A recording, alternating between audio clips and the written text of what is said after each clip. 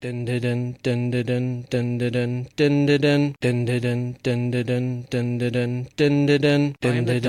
my section. Earth is under my protection. Planet of birth is Gallifrey. I've got 2 hearts, your life is safe. Run into the master, raw Missy. Come on, Alonzo. Alonzi. I am a Time Lord. No, I'm not Rick. 12 bodies a man. Now it's time for a switch. Don't look like that. I'm in great health. You were expecting someone else. Regeneration. Oh, such fun. When I say run, run, run. What's up, my boy? Peace and sanity. Sorry, mustache. Reverse the polarity. Sometimes I'm north, but always a limey, wibbly wobbly, timey-wimey. Jump in the TARDIS, go for a ride, it's bigger on the inside. Exploring all of time and space, oh what's that? Exterminate. Cyberman, a TARDIS baby. Would you like a jelly baby? Time's ticking, we'd best go, a new adventure, Geronimo! I am fantastic, so are you, best come with me, I'm Doctor Who.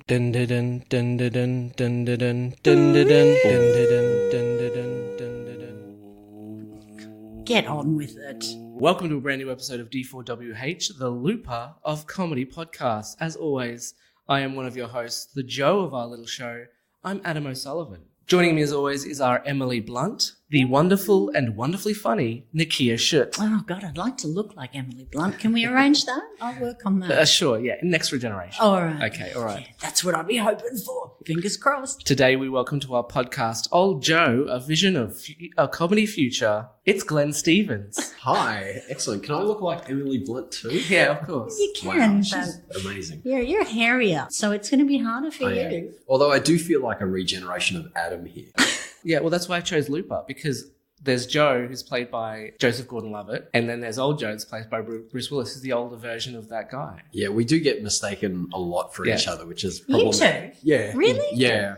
Although you're growing hair, you're growing a beard, and I can't do that, so... This is as good as it gets. This is November from 2012. Well, it's looking very, that kind of rugged, scruffy kind of, I just don't care. Devil may care attitude you've got going there. That is. I don't mind being mistaken for a much more talented comedian. You're both very talented. Okay, Glenn, do you want to go through your history with Doctor Who? Oh, my history with Doctor Who. I do like Doctor Who. For a long time, I would just get the shit scared out of me as a kid. I used to watch Doctor Who, or the start of Doctor Who, because it was after the goodies when I was growing up. Right. Goody, And goody. I love the goodies. Me too. And that music would start and it would freak me the hell out. And I wouldn't actually watch Doctor Who as a child because it was too much. And I'm a very musical person. Sound really gets to me, and I found that really, really freaky. So I didn't really You watch... didn't find it intriguing. I always found that sound intriguing. Like I couldn't wait. Oh my God, where was I going to be next? I grew up in country New South Wales, so everything that sounded really weird was just foreign, and no, you're supposed to hate it. you grow up like a man and just get on with shit, you know? It was really kind of odd, and I was never really into Doctor Who. There's lots of people around me that were, and then later in life, a friend of mine, John, who lives in the UK, he and I used to talk about Doctor Who a little bit, and we started watching it when Matt Smith and Amy Pond were on. Oh, yes. So whenever someone says, who's your favourite Doctor? For me, it's Amy Pond. That's my husband's favourite. Is that right? Yeah. But I think it's a valid question. Like if you go, who's your favourite Doctor? That's really just isolating one person. What you really want is the ensemble. The ensemble is really what appeals to me. So for me, that series was delightful, and that's what hooked me back in. I love the fact that Doctor Who is essentially a kids' show, but we've had, I'd say at least half of the people who guests have come on have said, oh yeah, I tried to watch it when I was a kid and I was terrified. I couldn't watch it, you know. Yeah.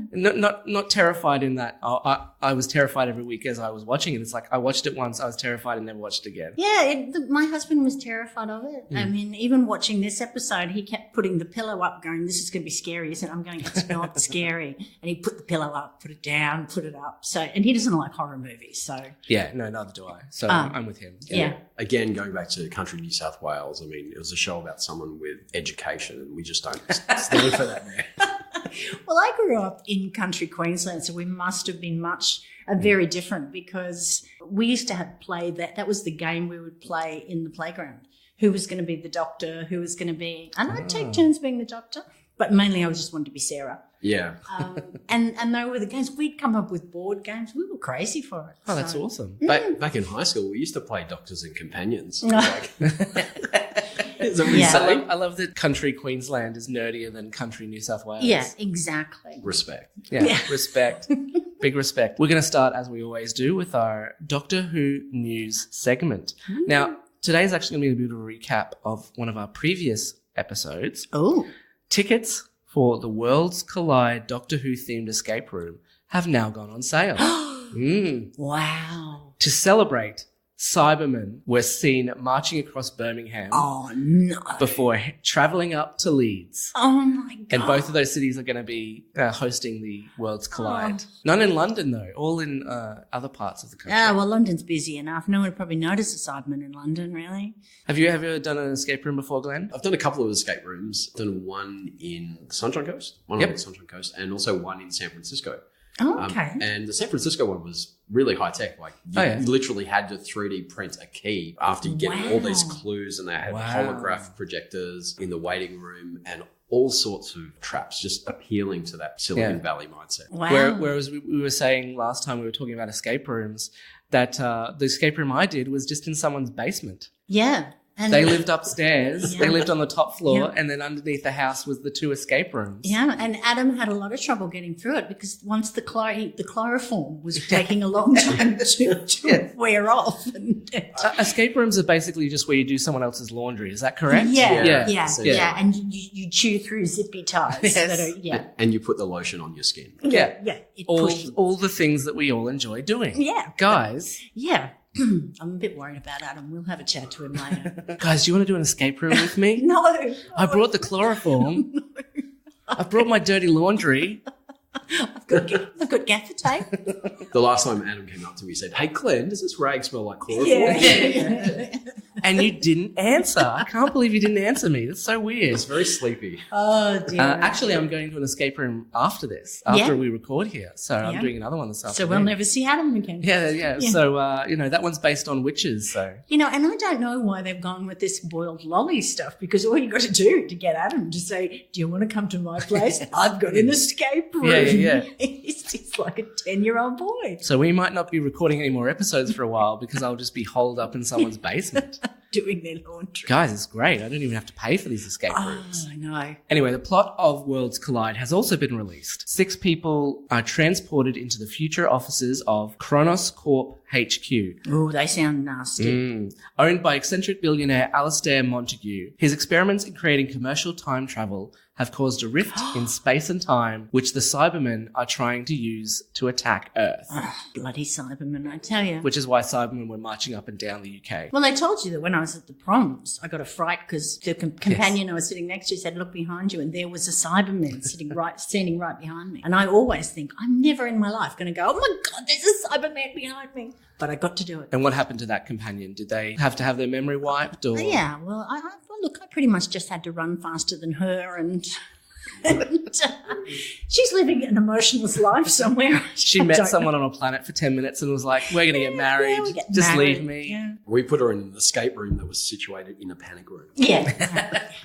It's all right. She's got no emotion. She'll be fine. But I met a weeping angel. Well, I thought it was a weeping angel in Seattle. Was it a statue? Yeah, it was just a You girl still didn't dressed up blink, like a though. statue. I didn't think she blinked, but it was just delightful. Did you blink? No, she was warm and lovely, and she gave me a hug and everything was nice. Really? Oh, yeah. I've never known weeping angels to give people hugs. Well, they do kind of around the neck.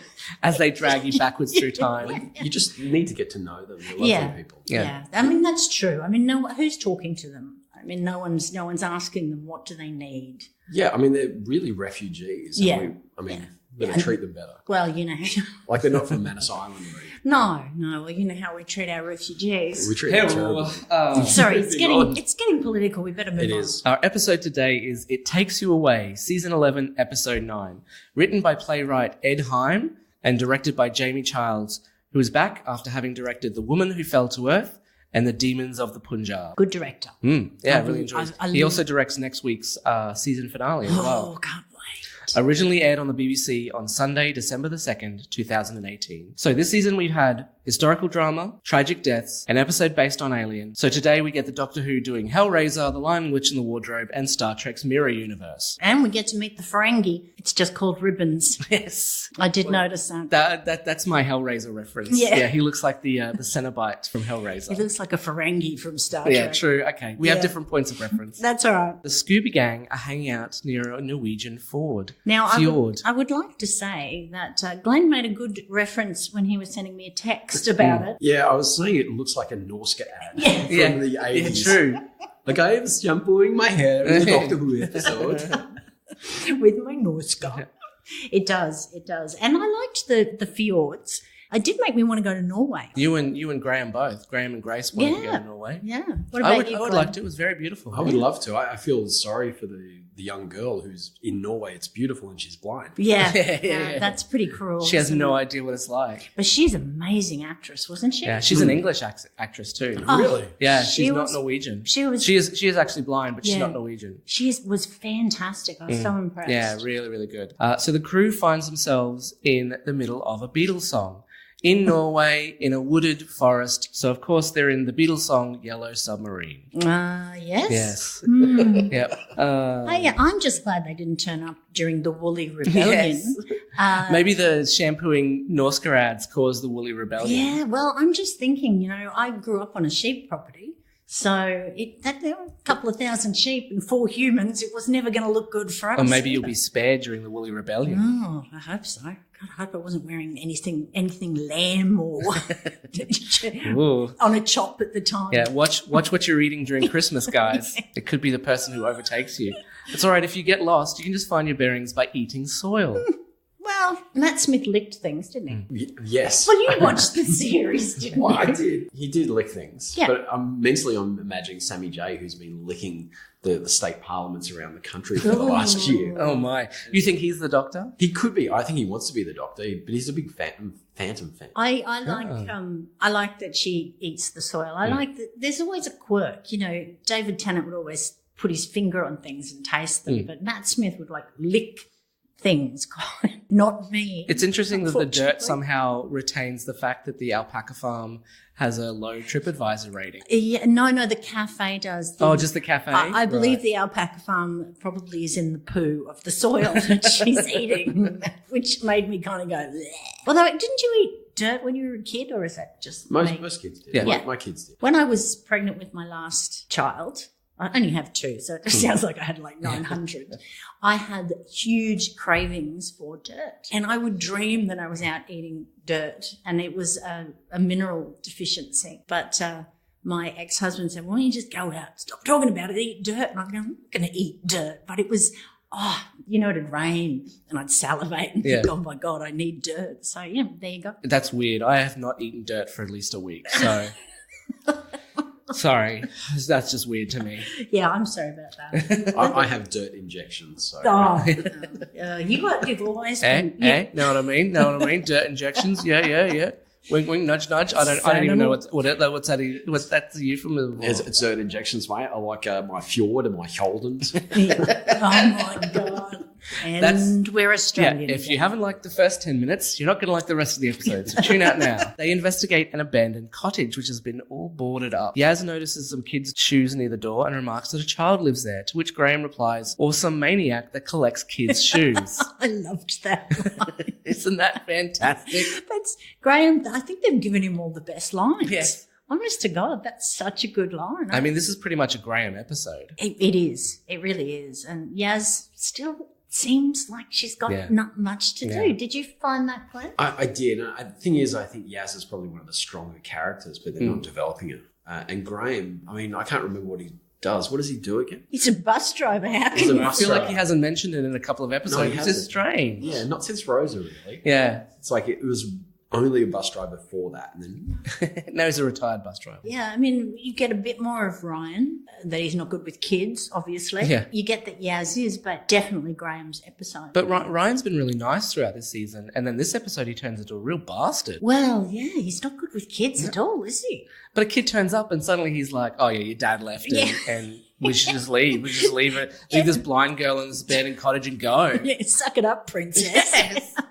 It is a bit strange. You know what? I thought that Yaz would actually mention that she's a police officer far more, like where she's challenged. Yeah. They're not really taking the opportunity to develop her going forward. Hopefully they do so more in the next series. Yeah, look, I hope so too. I mean, I hope she's in the next series because she's such a great character and the actor is amazing. I mean, they all are. But it's hard. It's just hard not to be enamored with Bradley Walsh's performance as Graham. He's just incredible. And there have been remarks that there are too many companions. And if you've listened to my theories, I have a theory that one of the companions is probably going to leave at the end of this season. And it's not going to be Yaz. It's not going to be Ryan. So you think maybe that's why they did so much on Graham? Yeah. I mean, that's my do we hate belief. Ryan that much? We're going to take his grandmother and his step-grandfather. Well, I could do without Ryan. We could just leave Ryan and just have Yaz and Graham, as far as I'm concerned. I'm giving the benefit of the doubt by saying he's going to be back next season. No, he's going to get hit by a bus. That'd be irony. While he's on a bike. Yeah, and then we'll have a repeat of Father's Day.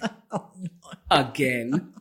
No, thank you. I saw the cottage and thought, well, just don't go in. 3 bolts, don't go in. They do. They find a young child. Well, I mean, how old do we think this child is? Well, I didn't think she was a teenager. I thought she was about 10. Okay. Maybe 11. She looks like she's a teenager to me. Yeah. Oh, really? Yeah, I thought she was more of a teenager because, I mean, someone about 10 wouldn't really have the strength to slam a door in someone's head like that. I'd say about 13, 14. Oh, well, yeah, just a teenager. Then. Yeah. Just a teenager. Because to me, a teenager is 15, 16. Well, she still acts very young. She's almost a tween, really, I thought. Yeah, I thought she was kind of channeling Bjork a little bit. Yes. Now that you mention it, yes.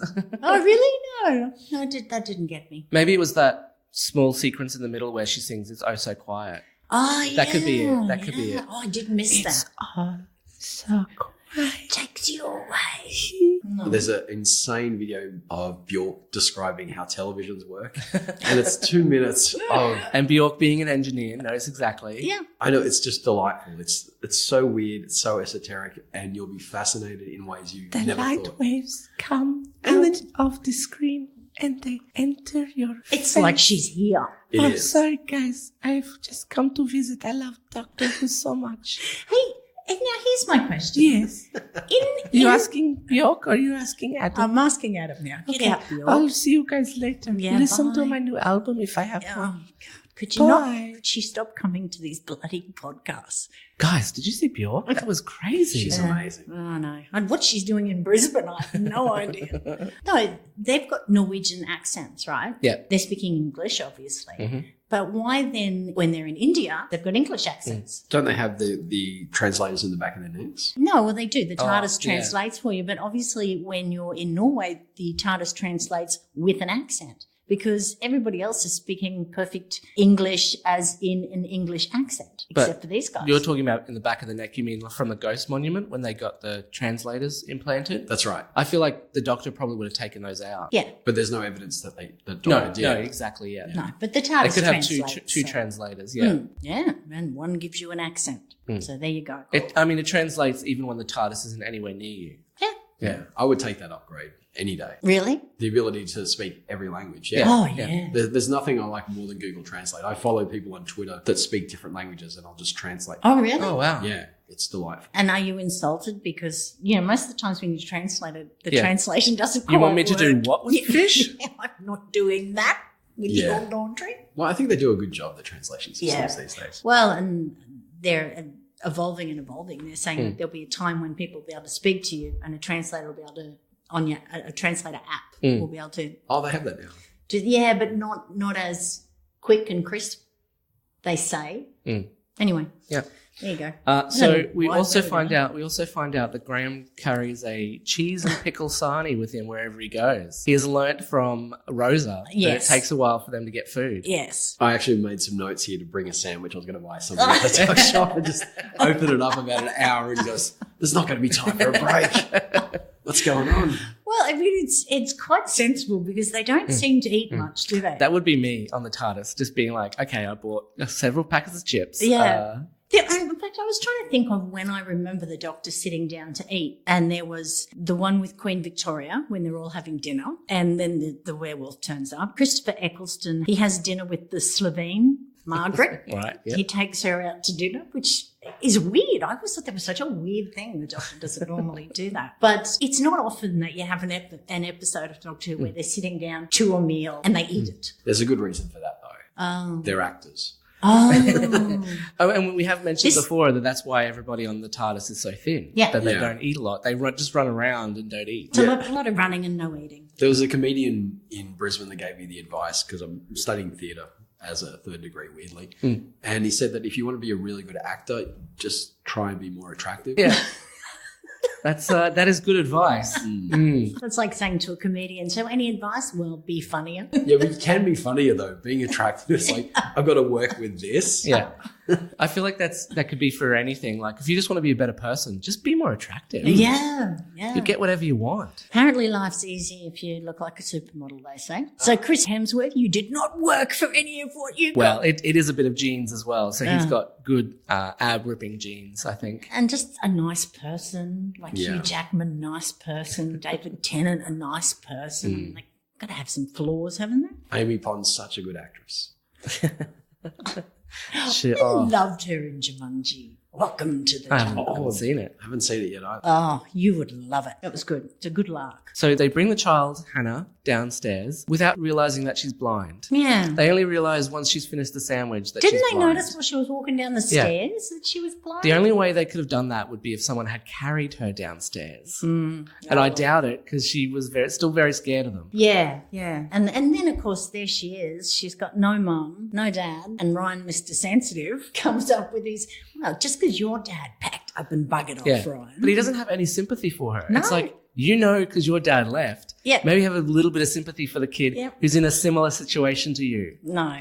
But he's just like, let's just go. Like, it's just a domestic. Let's go. Yeah, poor thing. She'll be all right. Off she goes. Yeah. And they only stay because there's this monster. And then she feels a watch and says the monster comes out at this time every day. And the Doctor says, oh, okay, well, you two go over to that shed over there. Yeah. And I'm thinking, what? They find bear traps, which they refer to as animal traps, because otherwise it would have been obvious, they're for the bears in the woods. They want to pretend it's for the monsters. Yeah, I mean, did you think there was a monster? Yes. No. Oh, really? Really? No. Oh, I did. I absolutely expected there to be one. Well, you know what? I thought that the Doctor It's because I rang you up and said there's no monster. No, it's not that. I thought they'd run out of budget and or we don't have any money for enemies, so let's make something out of bubble wrap. They got to a point where they just couldn't do any more. They blew it all in the trailer. Really? So what did you think was going to be the rest of the episode then? Yeah. I thought it was going to be a little bit time travel-y, alternate universe. Okay. Oh, you did? I did. I thought knows everything. Even if we didn't see the monster, I thought there was going to be a monster attacking. Yeah, I did too. I did not see the twist that came. Several twists that come. Yeah, I did not see any of that. No, I expected there to be a monster, which is why I'm thinking, well, why wouldn't you send them inside? Why do you send them to the shed to have a look around? Yeah. You can do that later. And let's talk about the monster, because Hannah is very scared of the monster. She knows all about it, how it comes at the same time each day.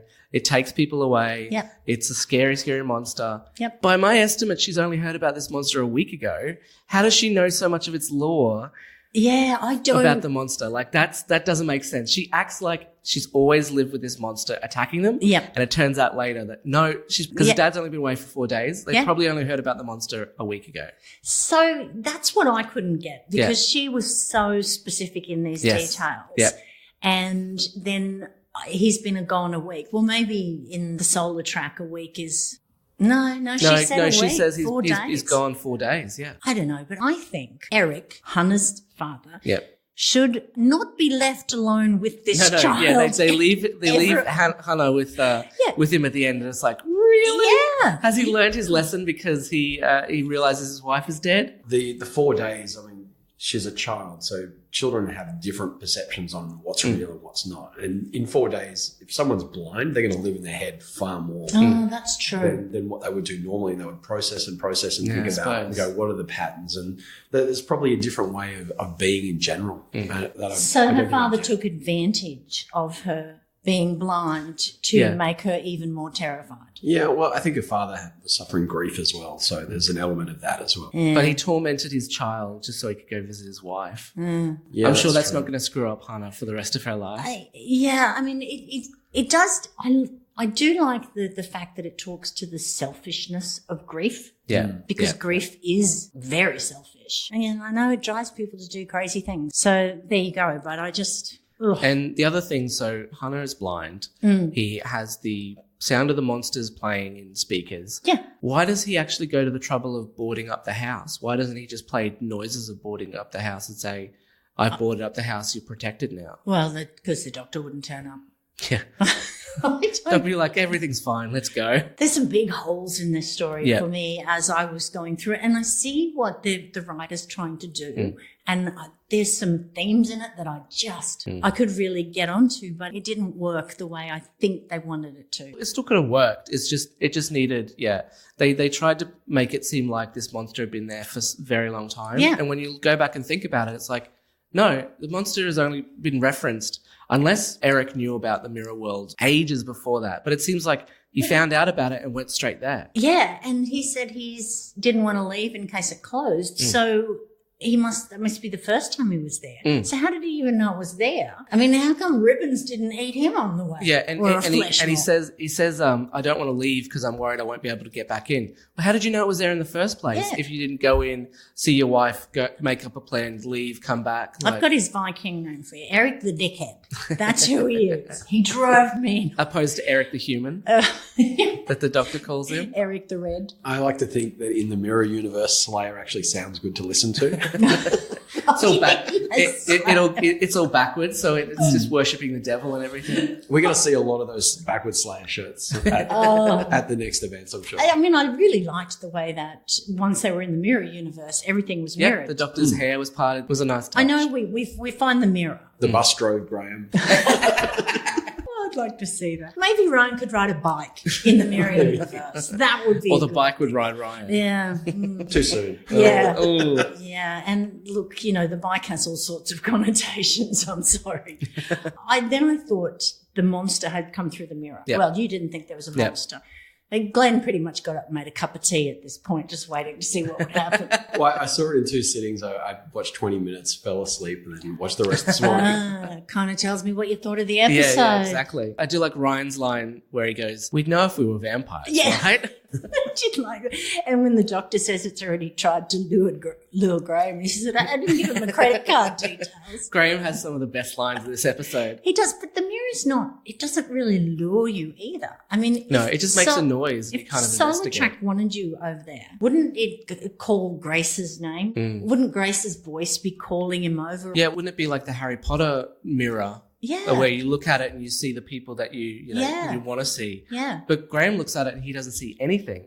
And I thought what was going to happen was that he was already in the mirror world and that Ryan wasn't going to be able to see him. Ah. And then Ryan talks to Graham and I was like, oh no. Why would you have a mirror to try and attract people and one of those people is blind? Yeah. The Solartrack's only trying to attract Eric. Yeah. Can only sustain one person. Yeah, well, that's true. Yeah. And then it couldn't even sustain one person. And it's a bit shit, really. If you were trying to lure people in from our world over to the Solartrack world, why would you put the one entrance to it in a cabin that had been abandoned for so long and only had 2 people there? Yeah. Why not put it in the middle of a park somewhere? And why would you have the path between the worlds be the anti-zone with flesh-eating moths and a dickhead called Ribbons? Yeah. Which, they say that the universe created the anti-zone to buffer between the 2 universes. But that doesn't explain how Ribbons got there or how the flesh moths got there. Are the flesh moths always in the anti-zone? Ribbons said he's always been there. He's always been there, but how did he get there? Like, was he created with the anti-zone? Because he seems to know a lot about trading. What was the point of Ribbons? There is no point. But it's the Hellraiser section. I enjoyed Ribbons. I enjoyed that section. But I did too, but he was so... Put him as his own, as episode, a baddie in his own episode. He didn't make sense to me. That's what I mean. There were so many great ideas in this that didn't all work together. The doctor should have known that it was more than one knife. Yes, of course. And also, how does she not know that the string has been cut? Yeah. She acts like the string's still going. And the string is still taut at the other end because when Hannah comes through, it's still taut. I know. Even my husband went, "Hey, how come the string?" He never picks that stuff. We have we have to suspend a lot of disbelief for this. Yeah, more than I can normally. Yeah, if you want to attract people through a mirror, just put it in my local gym. Just like so many people just like standing in front of the mirror. Yo, what's up, dude? You can bench. Put it in a lift. Yeah. How many people look at themselves in the mirror in the lift? I mean, the Soul Track wants people who have explored the universe. So if you put it in a gym, it's just going to be like, yeah, bro. So you need to lift more. Yeah. Yeah, that's really weird. I've been a member of 3 or 4 gyms.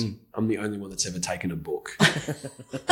What? So because you don't want to stare at yourself the entire time? No. What is wrong with you? You'll reach that point where suddenly you'll be like, you know what? My face is more interesting than that book. Yeah, that's good. right. Chicken, broccoli, and brains. Yeah, that's right. You'll just be sitting there going, my God, look at that. I can't see my penny little head for all these muscles. Ribbons offers a red lantern and to take the group to find Hannah's dad, Eric, For in the exchange tubular thing. for the shiny tubular. I did like that section. And yeah, like you said, it probably would have, could it have worked as its own episode? I think it could have. Like, there was something about him. I mean, he was very Ferengi to me from Star Trek. Immediately, he's dealing and he wants to eat things. Well, no, the Ferengi are that bad, but they're the people you wouldn't trust. You wouldn't give your credit card details to. And you certainly wouldn't give your loose change to Ribbons, right? But I love the idea of him. I'd love to see more about this character and not the boring solar track on the other side. I didn't like the solar track. It didn't work for me at all. You know what? I think Doctor Who this season has actually been really interesting where they've been trying to tackle social issues and portray them like Black Mirror. Not as to the extent of Black Mirror, but when you look at things when you look at the robot automation episode, true. I mean, that's a real concern where we're not creating enough jobs and automation is taking so much of it. And they kind of address that slightly, but not to really the full extent. And even this episode, mentally, I thought about this episode as a concept of stashing. Do you know what stashing is? No. So stashing is where you're in a relationship with someone, but you don't introduce them to your friends or family. Oh. Why do you stash people? Yeah. I don't know. It's not something I thought maybe it had something to do with mustaches. No. That would be tashing. Stashing? Not stashing. Really? So that's a thing. Yeah, it's a You thing. stash people. You stash people where you just you don't introduce them to friends or family. Because you don't want your worlds to collide. George Costanza. My worlds are colliding. Yeah, I mean, Jerry. it is always a bit weird when I introduce someone from work to my friends, but I couldn't imagine being in a relationship where you're like, I don't want to introduce you to anybody. Yeah. But there's people like that. Everyone knows someone who's had that situation. I'd be a bit worried they were embarrassed to be seen with me. Yeah, I mean, that's what I would assume. Yeah, If someone did it to me, I'd be like, no, I understand, I'm embarrassing. Yeah. But it goes ghosting, haunting, and then stashing. So ghosting is when you just don't answer someone. Yeah. Haunting is what, when you stalk them? When you basically like everything on Facebook and you're still around, but you're not interacting with them directly. And then you can stash them. Stash them, yeah. So Adam gets stashed a lot and he calls them escape rooms. That's right, yeah. And I keep waiting for the mustache to grow, but it doesn't happen, guys. Chloroform doesn't help with mustaches, is that what you're saying? No, it doesn't. And anyone who tells you that, Adam, is just wants you to do their laundry and rub lotion on your body, okay? I'm willing to do that, guys. If we start a Patreon and that has to be one of the Patreon rewards, then Really? So be it. Oh, God. So be it. Indiegogo, that stuff. Yeah. I'm a bit worried about Adam. I really am. Anyway, back in the real world, Oh. Hannah and Ryan are not getting on very well together. Because he's being a dick. Why would the Doctor leave Ryan? I mean, we know why Ryan was left because we want Graham to have the moment with Grace later on. But why does the Doctor say, when he has basically blurted out, your dad's left? Yeah. Why would the Doctor then turn around and be like, you look after the kid? Yeah, I don't know whether the Doctor is doing that just as a teaching moment for Ryan, so that Ryan can be better. But or maybe Yaz is the favourite. Well, don't you think Hannah's been through enough? Yeah. I mean, shouldn't she have someone nice with her? I would have left Graham with her. If there was anyone, he has sandwiches. I would have left Yaz because we've already established that Yaz knows how to deal with children from training. Yeah. Yeah, that's true. Another hole. So Ryan finds the speakers out in the yard, and I thought that was going to be another twist. I thought it was going to turn out that Hannah was the bad guy and she had trapped them all there, that she was the bad person, and she was going to go in to try and eat the Doctor or something. Yeah, I actually thought that too. Yeah, because you couldn't quite see her eyes at the start as well. Yeah. And I didn't realise it was blind. I thought, okay, there's something sinister about it. Yeah. And calling herself Hannah, like the movie with the assassin, kind of went, she's going to be like a kick-ass assassin. Yeah. Yeah, and then I thought, oh, okay, so this is why Ryan's here, blah, blah, blah. So, yeah, I And then thought when she was knocks gonna him be- out, I was like, oh, yep, definitely, she's the bad one. That's what I thought too. It just doesn't even, I mean, I'm a parent. I'm never going to be mother of the year, but I would never traumatize my children to that extent. So it didn't even occur to me that this is what Dad's been doing. Yeah. I mean, worst dad ever. She could have made up the dad Well, that's true. to have taken the form of a blind Norwegian kid. So who looks like she needs help. Yeah. You know, and To then trap them you lure there. people Yeah. in. That's what I thought I it was was. with you. I thought she was the baddie. He was wearing a Slayer shirt, so you can kind of get that Yeah, sense. but we hadn't seen him yet. Straight afterwards, they Yeah. go through the other portal and they're in the mirror world. And I thought, this is what the episode is about now. But interestingly enough, he has a blind daughter. However, he takes care of his appearance. Wouldn't you kind of let that slip a bit, you'd think? Well, no, because he's gone over to see his wife. Yeah. He wants to look a bit hot for her. Well, doesn't he? that's a fair point. You know, he probably had a bit of a shave and a shampoo. With Norska? A bit of Yeah, Norska. Norska, yeah. He did a Norska ad before he went through the portal. Hannah goes through into the anti-zone, and in the mirror world, they find Eric and his dead wife, Trina. Yeah. So that it kind of took me back to, there was a time when they were stuck in E-space, Tom Baker and Romana and Adric, and they were trying to get out of E-space, and they found a mirror that you walk through and it would take you into another plane. So it wasn't whatever E-space is. It wasn't E-space. It was something else. Do you next see one, what I've got my hands moving around? The F This space, is if great you for a will. podcast. Great by for a the way. Yeah. podcast. So if you cut my hands off, I'd have to move my legs. I couldn't talk. Yeah. Anyway, so they were in E space, and Romana ended up staying. But on the other side, Of course, she met someone for 10 minutes. no, she wanted to save them. They were lion people or something. I would have just pushed Adric into it and kept going. Never liked him, but it was all shiny. So it was very different to theirs. But it did sort of take me back to that. And I thought, is this going to be E-space? You know, is this going to be a callback to that? But no, it was something new. Yeah, something brand new we've never heard of, which Granny number 5. Her favourite granny. Her favourite granny. Number 2 was a Zygon spy. Apparently. They have 7 grannies. Does that mean they have 7 parents? Is this before the doctor went to the orphanage? Anyway. Yeah. No, you'd halve the parents, so they'd have 3.5 parents. Oh, okay, that's fine. 3.5 parents. Who wants to be the half a parent? Well, you have 4 grandparents and 2 parents. Yeah. So if you got 7 grannies, you'd have 3.5 mothers by that math. Yeah. Weirdly. Maybe one mother is just on both sides. Yeah, or From maybe both maybe it sides. expands out 1, 2, and then 3. Yeah, I'm lost. Who knows? After we meet Trina, she goes, "Do you want to meet your friend?" Did we all know it was going to be Grace? Yes. I knew it was going to be Grace. My heart broke. Yeah. Oh.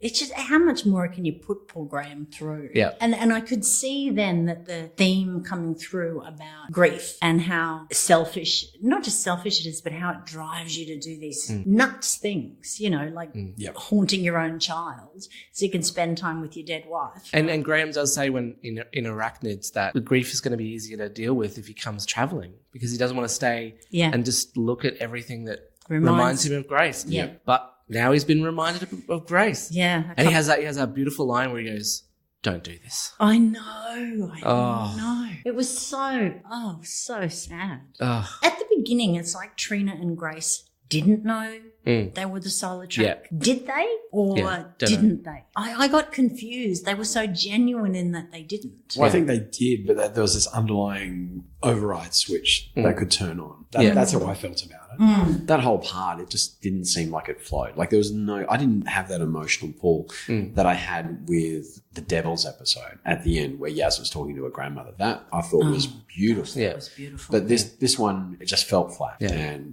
it could have That's improved. interesting. Did you feel the same way there? Look, I did feel more of a pull with the Demons of the Punjab than I did with this one, but I loved Grace from the beginning and I've grown quite attached to Graham. So I didn't want to see him go through that. I mean, if you've ever gone through a really big loss in your life, I think I just would have fallen on the ground. Say, you know, for me, it would have been my dad. I would have fallen to the ground. I don't think I could have survived it. Yeah. She is amazing, Grace.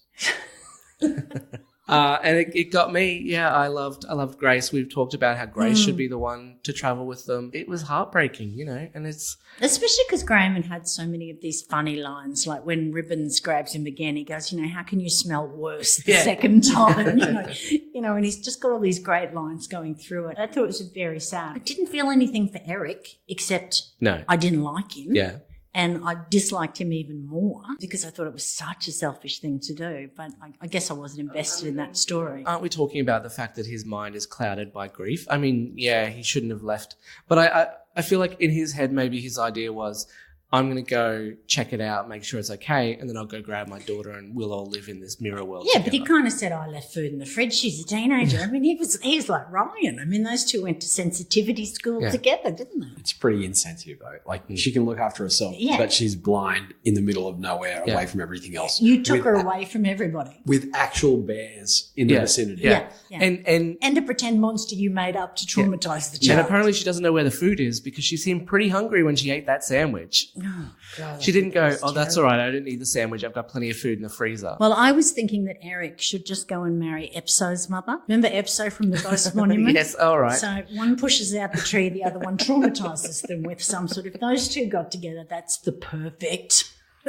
That's raising the child you want to know. And we have two brand new bits of information that revealed in this episode. Obviously, the solar tract, which miraculously is what we're talking about as the big bad at the end. And Grace's love of frogs, which has never been mentioned before. No, that came from nowhere. Yeah. It would have been good to have some hints leading up to that. Grace has never mentioned her love of frogs. Graham's never mentioned that he's wearing one of her necklaces. Ryan's never mentioned it. Yep. Is he wearing his frog necklace? Seems odd. Someone should have said, I'm going to use frogs. Could you just mention a little frog thing along the way? Yeah. And that would have had a bit more of a heart pull. And the solar track, I've got nothing against the solar track. And I kind of like the way she described it. It's like a kid with the chicken pox. And it wants to play with us, but it makes us all sick. So it's lonely. You know, a whole conscious universe. Yeah. It would be a pretty lonely thing. But then isn't that the Doctor? You know? But doesn't that tie into the Even though notion she's of not a grief universe. in that it was with us at the start, but it had to be banished and it's been grieving for us. Grieving for us ever since, you know? Yeah. I don't know. I thought it was a bit harsh when the Doctor tells it has to be on its own. But the Doctor's never on her own. Yeah. She's not a universe, but chaos follows her around. She doesn't instantly destroy everything that she touches. Well, that's true. It does take a while for her companions I'll to be mention destroyed. that to Donna, Clara. Yeah.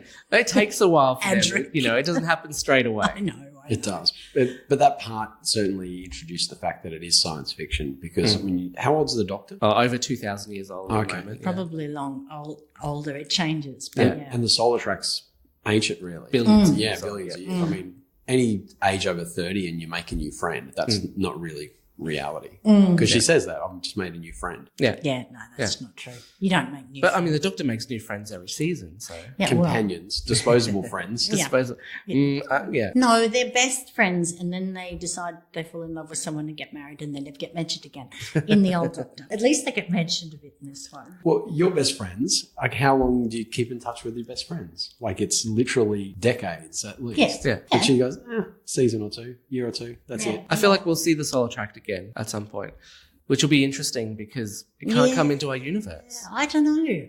I felt like we would see Jack Robinson again. I felt like we would see Tim Shaw again. I felt like, maybe we'll see the solar track again. I'm not sure. Yeah, I mean, all of those characters were introduced this season. They could be back next season. Is that the presidential candidate? Yeah. you're talking about? Yeah, I want to see him back as well. We think he'll be back next season. Yeah, that was another social issue that I thought they were addressing. That businessmen could just feel like he could run the world. Yeah. Like, that would never happen. And then it did. Remember, he's not Donald Trump because he doesn't like Donald Trump. No, he hates him. He hates him. Mm-hmm. But he does have a panic room full of spiders that are starving to death at the moment. Yeah. But we won't mention that. Now, when I realised that the idea of the solar track came up and that it was a trap, as they mentioned. It's a trap. I thought what was going to happen was that the solar tract, because Graham starts talking about the TARDIS, I thought, the solar tract is going to try and steal the TARDIS and exist within the TARDIS as its own private universe to explore our world. That's exactly what I was thinking. I didn't know it wanted just Eric the dickhead. I thought it wanted more. Yeah. You know, like when House stole the TARDIS because he was a planet and he wanted to get into our universe. So, yeah, I just thought there was a bigger picture to it. But they are smaller, more contained stories this season. I thought it was going to be stuck in a loop and they were trying to get out. I didn't realise that Solitrack would keep them there. But it was delightful, actually, how it ended, I thought. Delightful. In what way? Well, I thought it was kind of a bit weird how they were going to get out. And I think, was it Yaz that was saying, just think about it, reverse it, do the opposite of what you do. Oh. Yeah, where she goes, reverse the polarity. Which was the John Pertwee, the Third Doctor's, was everything. Reverse the polarity of the neutron flow. Yeah. All the time. They would always say that. So it was really good to have that, yeah. But that's a common thing for people to think about solving a problem. Sometimes it's the opposite of what you'd expect. Yeah, exactly, yeah. But you get to learn that pattern. Even as comedians go, well, what's the opposite of that? Yeah. And Yeah. let's use that. Yeah. Like you see those patterns in every day. The fact that, again, that the Doctor didn't pick that up, I thought that was kind of lazy writing. The Doctor's way smarter than that. Maybe the Doctor was just enamored with the fact that she was quoting a line that she used to say. Yeah, maybe she was about to come up with it and then Yaz stole it. Yaz is just positive. I mean, for Yaz, the only way is up. Oh, I knew you'd get that in. I like Yaz. I like Yaz too. She's one of my favourites. But there is a point later on where she's trying to convince Eric, you can't stay here. And then she realizes this isn't working. I'll use another tactic. You want somebody who's seen the universe, take me. Leave Eric. He's an idiot with a kid who needs him. So she does flip her attitude towards the Solar Track. She does what the Doctor does, which is always to sacrifice. However, why could the Solar Track exist for 4 days or so with just the two of them, and then everyone comes in, and then it's all a bit rubbish, and then the Solar Track creates another person, and the Solar Track knows it can't sustain that many people. Yeah. Why does it build another trap? It's Christmas time. And you just realise that you've invited one family member and they've just brought 6 other family members with them, and you just can't sustain it. Yeah. You haven't got gifts for everyone. Yeah, you get rid of all of them and you've got that one person left and you're like, no, look, the moment's ruined. Yeah. You might as well just go as well. Yeah. But the one person where you go, well, I'm off to bed now, and they go, oh, okay. You go, and you'll leave when? Yeah. And then we have Trina and Grace shooting people back in, and Grace does that moment where she pulls out basically her banner saying, let Ryan die. And Graham goes, ooh, you almost had me, you rascally kid. Oh, look, and you just knew that was going to Yeah. be the thing that was going to throw it. Yeah. The Doctor convinces the Solar Track to keep her. And then we see the Solar Track's true form, or a form that pleases it. Which is a frog. A frog that has Grace's voice. A lot of people were very upset about the bloody frog. Yes. Our tech Beck told me that she hated that. There have been frogs in Doctor Who. There was the monarch, who was a frog king, kind of a person dressed as a froggy sort of person. And he did think he was God. I didn't have a problem with the frog. I thought, okay, that's fine. It didn't My bother one me. issue with the frog was when the Doctor goes, oh, I have to go. And it goes, I will dream of you. And then I thought the Doctor was just going to end up back in the real world. But no, the frog puts up its little leg and goes, boof, and pushes. And that's where I was like, ridiculous. No. That was the craziest thing. It was. And also, what was it with the moth? Oh, look, I've never liked moths anyway. Oh, the flesh moths. Yeah. I mean, Ugh. they only ate poor old Ribbons, who'd survived there all these years and then gets eaten. Yeah. And everyone else is running around. And Don't they make any eat them. noise, except at the end they're screaming their heads off and there's no moths. Yeah. And how they didn't get back in and see like Ryan's skeletal remains. Never let Ribbons get behind you. If you're in the Star Trek universe, never let a Ferengi get behind you. We just stroke their ears in the Star Trek universe. Yeah. Pieces them. The Solar Track universe is lonely and just wants to be with us. Although if I had the ability to make whoever I wanted and hang out with them, I don't think I'd want to go home. No. Who would you make? That's for one of our... It's his fan picture. Myself, just a lot of clones of myself. Which is why I'm invited on. I think we all know who I would create. Hello.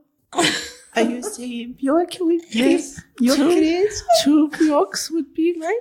Please, Doctor Who, never, ever do another episode in Norway where I have to listen to Bjork references. It should be pointed out, Bjork is not from Norway. No. She's from Iceland. Can you hear that? It's awesome. quiet. We do know other Bjork songs. We There's do. Army of Me, just in case anyone thinks that's... No, it's the only one they know. I swear to God. It's So Quiet is the only one on my playlist. Yeah, it's actually on my playlist too, but I don't do the voice. The Doctor returns saying she made a new best friend. They all go back to our universe. The sheep are plotting. The sheep are plotting. I assume the anti-zone has collapsed. They leave the abandoned child with the deadbeat dad. Yeah. Who says, I'll take her back to the city, hopefully to get some therapy about his massive grief over his wife. And perhaps maybe get his daughter some therapy over the trauma that is creating a monster. I like that his daughter points it out. He goes, I wouldn't ask you to stay if it wasn't safe. And she goes, yeah, you would. Yeah. You're not well. Yeah. Like she knows. Yeah, she's much wiser than her father, isn't she? And she's probably forced to listen to Slayer. No wonder the girl's traumatized. Come She's on. like, I want to listen to Arctic Monkeys because that's what Mum used to listen to. No, just wear her shirt. Slayer all the way. And then we had that very final nice moment. Yeah, between Ryan and Graham. Where he finally called him Granddad. We still don't get the fist bump yet. I feel like that's still to happen. I just think that was a nice moment. And for a confusing episode, I liked that moment. I liked it too. In fact, I thought he got a good line there because Graham had the good ones, but he said, you're going deaf in your old age. Yeah. I thought that was nice. Yeah. It was a good humour touch. Yeah. Now, before we finish, the previews for next week's episode, the season finale, have the Doctor saying, I know that voice. What are our predictions for who that voice is going to be? I so want to say Bjork. Doctor, it is good to see you again. Daleks. Yeah, I think it's the Dalek. Has to be. Or Susan. Dalek's number one, and then my second guess is Tim Shaw. Because I feel like he might come back. Tim Shaw was Stenza. also the infomercial guy from the 80s. Yeah. Do you remember that? Oh, right. Like, every time Steak knives. Every time I hear you talk about Tim Shaw, it's like, is it Demtel or someplace like that? He was Demtel. Yeah, and it's two different worlds to me, like Doctor Who or the sci-fi amazing, and then Tim Shaw from Demtel. Yeah, trying to sell you But steak instead of knives. steak knives. Do we feel like maybe the guy from Demtel, his original name was Jim Shaw? I think it was, and he changed it to Tim Shaw because it's less threatening if you're trying to sell things. I would like to sell some steak knives. Well, maybe we should do something about the teeth on your face. It is my race. Yeah. These are my victories. But it might be the Daleks. I would expect that. But you know what? I never view the last episode in the series as the season finale. I expect the Christmas episode to be Or the the final New one. Year's in The this New Year's case. one, yeah, which is delightful. I kind of wanted to see a Christmas one. And I thought it was the Daleks. That might be the end of the next episode and it'll lead into the Christmas special. So there is, as far as I know, and certainly the conspiracy theories on the internet, so there is a contractual obligation, I'm told, that they have to have the Daleks in every season or the BBC lose the rights to them because they don't own the Daleks. The Daleks are owned by Terry Nation. So I think they're going to have to come back. That's disappointing. Which makes sense as to why they've been in every season. I mean, they're also the good, if they're not overused and if... And I would say once per season is overused. No, see, I disagree. When you and I were talking on the way in, and I said in The Parting of the Waves, Christopher Eccleston's last episode, there were so many Daleks that even I was going, oh, God, how do you overcome this many Daleks? I mean, one or two never seem as threatening, but when they got them en masse, I hate them en masse, hate them. Yeah, I think they're a terrible enemy for the Doctor. I think there's so many weaknesses and they're not agile enough to move around and be an appropriate level enemy. Like if you're having an enemy in any series, why not have someone that really seems threatening? The Daleks just don't seem threatening to me anymore. Yeah. Oh, see, en masse they do. As one or two, they don't. Yeah. But when you've got a lot of them, they just never stop. I feel like you could beat them with a drone because they can't really look up. You just go over the top of them all. It's such That would be an interesting episode. Maybe that's what Yeah. Christmas it's episode just, is about. I would like to see the end of the Daleks and then they make and reinvent a better enemy. I think you. Well, they did try and do the Dalek human hybrid in. Oh yeah, that was. That was good. That was terrible. Yeah, I'm sorry, I did not like that at all. Yeah, I don't know. I mean, they're such, for me, such an iconic classic. Yeah. monster or Doctor Who enemy. I mean, I think the Master was supposed to be the Doctor's one-on-one equivalent, but it didn't always work. I think the reinvention of the Master's better, but I find the Cybermen, particularly the newer ones, I find them quite scary, whereas I didn't find them scary at all when I was a kid. I think it's difficult because times change, and I think the characters should change with it, and the Daleks don't. Well, as we know, time is wibbly-wobbly. It is wibbly wobbly. But And Stephen Moffat tried to update the Daleks, even just with colours and changes, and people went berserk. the Apple iPhone equivalent. Yeah. It comes in red. Excellent. I know. You will bow down to the rose gold Dalek with Wi-Fi. I like the way that Bill Potts says, why have they got a sucker? You know, did they run out of guns? She says, no. He's really hacked off because he didn't get a gun. He's just got the two suckers. And the Doctor turns to her and says, it's because it was made in the 60s, that's why.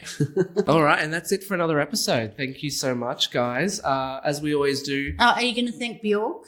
Because she was here for a lot of it. Thank you, Bjork. She's just turned up to say goodbye. You are very welcome. We may have to do a whole episode with just Bjork as our guest. That would be amazing. I'll have to go home and practice. I would love it. As we do, we like to score the episode from 1 to 5. I'm sorry. This has got a 1 from me. Wow. Your first, the first one we've ever given. There was some great dialogue. There were some great lines. I don't know what the original script looked like, and I'd love to know what the writer had in mind because, you know, sometimes as a writer you start with something and it ends up looking really different. There were some great themes, but I just, even watching it the second time, I just didn't enjoy it. I'll never watch it again. Wow. Never. I will actually skip it. It's interesting to note that I've got a few friends who have not been enjoying the season up till now. And so this episode, they say, was their favourite episode, is what the season needed. They loved it so much. Really? Yeah, it's very interesting. Whereas I love the B-grade movie sort of, the Arachnids in the UK. I loved the social commentary stuff. And I've given a lot of 5s for this season because I've really enjoyed it. Yeah. Do your friends watch Sharknado? Because it just seemed weird and random, and maybe that appeals to them. Because I must admit, I did not like this episode compared to the others. I thought it was it was pretty awful. It was unstructured and everywhere. Times wibbly wobbly, but not in a single episode. I'd give it a 2. I wouldn't go as low as 1. It was watchable, and they had good dialogue in parts. Some really great lines there. It did. It's a writer that I like, so it's really hard. But that's very interesting. So I have to say, after I finished watching the episode, I thought it was my favourite episode of the season. Wow. I was all ready to give it a 5 and say it was my favourite episode. I loved it. We say that it's like 3 stories stuck together. Well, one of my favourite songs is The Beatles' A Day in the Life. That was apparently 3 songs that they mashed together, and that's one of my favourite Beatles songs. I really enjoyed it. I liked the different things to throw you off track. Watching it again, thinking about it again, I did realise there were a lot of holes, a lot of things that needed to be fixed that didn't make a lot of sense. So it's no longer my favourite episode of the season. Witchfinders is still my favourite episode of the season. But I am going to give it a 4. Wow. Well, you and I were like that with Arachnids in the UK. You gave it a low and I gave it a high because I loved it. You don't like spiders? No, I don't like spiders. I like the episode except for the realistic spiders. He liked the paper mache ones. He didn't like the Harry Potter movie with the big spider in it, did you? But no, I really enjoyed the episode. I feel like I'm going to keep going back and watching this episode again. There was a lot for me to enjoy. I liked the little detour in the middle to ribbons. I feel like if we had gone straight from the real world to the Solitract is not a very interesting bad guy, and it's been pointed out that quite a few of the bad guys in this season, it's just a misguided person who's not truly evil. But I really enjoyed it. I think I'll keep going back to it. As I said, it's got some great themes. It's got some great lines in it. I like the writer. Ed Heim. I like him. So I was looking forward to it. There were just too many holes. There was too much going on. Yep. Give me Ribbons by himself, or give me something that does more about grief and how it drives people to that sort of stuff. I love that theme. Just too much going on for me. And no, I understand.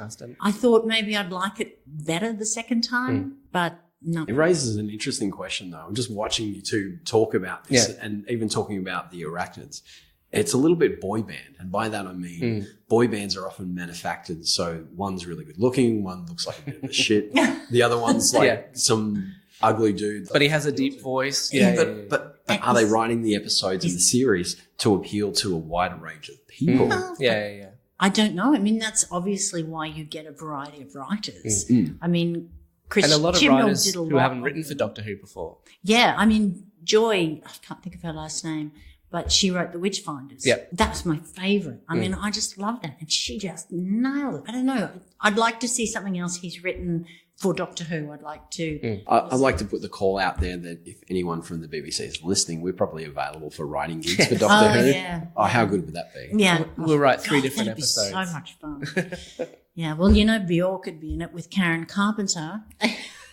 Yeah, so maybe don't contact us. We can go back to the 70s. Now, before we wind up, we have a tradition here. Well, it's a tradition now. Yeah, it's a new segment. Yeah, no, it's a tradition where we ask our guests what their Time Lord name would be. I'd probably choose, weirdly, the polymath because I do lots of different things and I always will continue to do that. Okay, that's a good one because Glenn should give us a little bit of a rundown of of all the billions of things Glenn does. Yeah, in well, a day. that leads into the plugs. You know, you're working on Sarcasm the Musical. Yeah, I am. It's really great. It's, Is it? Do you really mean that? It or- is. No, I'm literally working on a musical called Sarcasm the Musical, which started out as a weird joke, which I said to a friend, hey, I found a cure for sarcasm. And it just escalated from that. Oh, that's Wow. awesome. I can't Yeah. wait to see it. Yeah, either. it's a lot of work. You've also written a self-help book? So a book called Stop Buying Self-Help Books. Except this one. Yeah, well, except this one, which is really, it's designed as a gift for people who buy Tony Robbins books. Yeah. Who still don't get it. Whose life still isn't any better. No, they're still pieces of shit and they can't get on in the world. But yeah, I've done a bunch of other things. I've got some songs that have been published. I've written another book in the technical space. I do a bunch of other things as well. I mean, I'm a computer scientist by trade. Yep. So there's the science. So he's really clever. Yeah. He does the website for the Briz Funny Fest. Yeah, well, I do like the Funny Fest. He's a comedian. He plays the guitar. I play many instruments. I'm formally trained as a composer. That's the weird thing. Wow. Yeah, and And when I grow up, I'm going to be Glenn. Yeah. well, a couple of years ago, some friends of mine told me I was a Renaissance man. I'd never heard the term, and it was apparently you've got to know science, art, an instrument, how to handle yourself in politics, and I've had to negotiate with politicians in former jobs. Wow. And also know a fighting art, which I do as well. So that's What's the kind of- fighting art? Taekwondo. I got 2 black belts, one in ITF. I got a second degree black belt in ITF and a first degree in WTF. Because that shit's all over your straw fighting one you've got. Yeah, exactly. You got a straw Especially fight? now because we can't have plastic straws. We've got to play with those paper ones. Well, I did judo when I was a kid. Does that count? Yeah. I did a women's self-defense thing where I really just learned how to yell and kick people in the nuts. And I'm still scared of you. Yeah. Yeah. That's good. So is there anything in the new year that you'd like to promote? Not really. I think the new year for me is just going to be working on the musical, and there is some things I'd like to promote, but I can't announce them just yet. Okay, that's fine. When Glenn becomes famous, we'll just ride on his coattails. Yeah, which is exactly. Pretty much my plan for life. Yeah, I'm bringing my friends along. Oh, good. That's the plan. Woohoo! Nicchia, anything to plug for yourself? No, I don't have anything coming up in the new year yet. I'm keeping it nice and quiet for a little while so that I can concentrate on some other stuff that I'm doing. And this is awesome. This has become my I'm glad to hear that you still want to do this. yay. This is something I get up in the mornings and go, yay! And you can also find Nicchia Shit on Facebook. As always, you can follow Adam O'Sullivan Comedian on Facebook and visit thenerdinfinite.com. D4WH is on Facebook. Give our page a like for updates and follow us on Twitter at D4WHpod. Rate and review us on iTunes, recommend us on Facebook, and follow us on Podbean. And we are now also available on Spotify. Get the word out. Now, you may be the first person to ever step on the dark red planet known as Mars, exploring a beautiful vista for the sake of humankind. As you descend the gangway, you know your words will be immortalized for years to come. You have one shot at this, and damn it, you're going to use it. As your boot crushes an imprint of humanity into the red dust, and you feel the alien planet take your weight, you broadcast for all 7 billion people back at home to hear, have you downloaded the newest episode of D4WH? Those are mighty powerful words. Also, okay? what is that alien in the distance? And I'm like, oh, it's a bit itchy down here. Anyway. Wait, it's coming closer. I think we can hear it. Hello, welcome to Mars. Can we go? I am so sick of it now. I am so scared of him here. Until next time, keep searching the skies for the Doctor. Thank you very much. Bye. This has been a production of the Nerd Infinite. And then the sound of dragons spitting fire and stuff. What? Why are you looking at me like that?